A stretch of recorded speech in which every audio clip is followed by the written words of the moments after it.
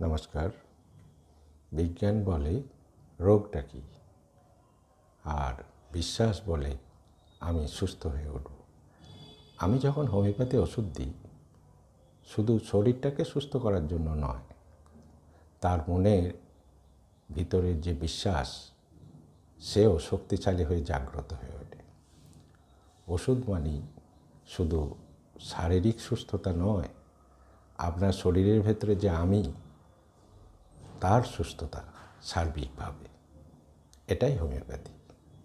এ সম্বন্ধে যদি জানতে চান তাহলে আমি আগামী দিনের যে গুগল মিটে ওয়েবিনারগুলো আমি করব, সেখানে থাকুন, আপনাদের জিজ্ঞাসার নিশ্চয়ই নিরসন হবে। সবাই ভালো থাকুন, সুস্থ থাকুন। ধন্যবাদ।